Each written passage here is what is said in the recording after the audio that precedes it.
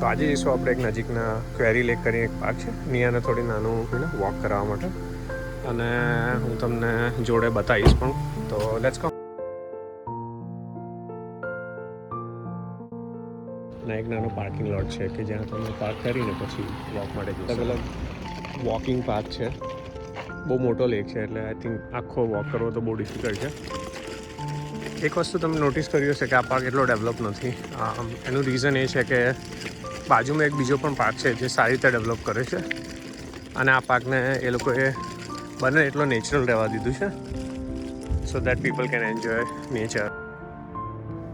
સો અહીંયા આ લોકોએ આવા એક કવર્ડ હટ જેવું બનાવ્યું છે જેમાં તમે પિકનિક કરી શકો, અને બહુ મોટા ગ્રુપ માટે આઈ થિંક રિઝર્વડ એરિયા છે, તો તમારે રિઝર્વ કરાવવું પડે.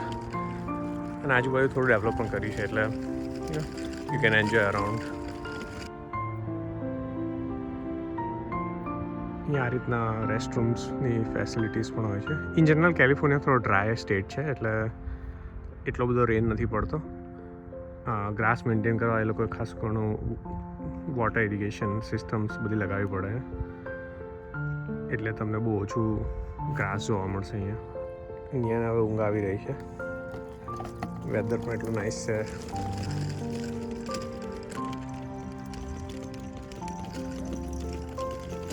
આ જે વચ્ચે વચ્ચે જે હિલ જેવો એરિયા લાગે છે ત્યાં મોસ્ટલી વોક્સ છે, એટલે તમે બધી જ જગ્યાએ અરાઉન્ડ લેક વોક કરી શકો. With the size of the parking. યુએસને આ એક વસ્તુ સારી છે કે ઇનફ પાર્કિંગ અને ઇનફ પ્લાનિંગ ઇન્વોલ્વ હોય છે કશું પણ ડિઝાઇન કે બનાવવા માટે. અને આ પાર્ક આઈ થિંક બહુ જૂનો છે.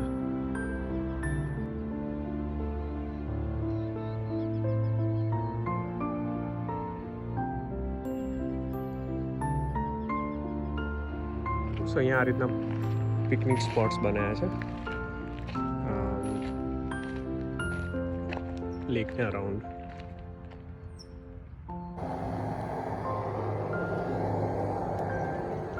સો અહીંયા એકચ્યુઅલી 2 વોલીબોલના કોર્ટ પણ છે. બહુ ઓછા લોકો જોવા મળે અહીંયા વોલીબોલ રમતા, બટ 2 કોર્ટ બનાવ્યા છે. રિયલી નાઇસ સેન્ડ કોર્ટ છે. અહીંયા સાઈડમાં બાટ કરીને એક ટ્રેન સ્ટેશન છે.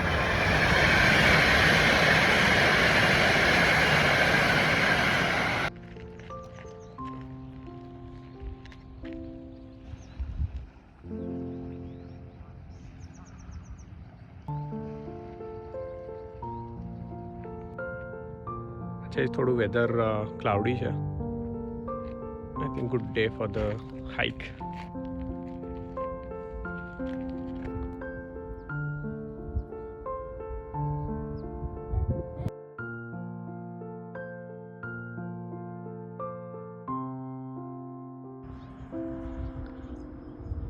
નજીકની એક ક્રીક છે. Finally the sun is out and we are close to the parking. Thank you for watching and see you in the next.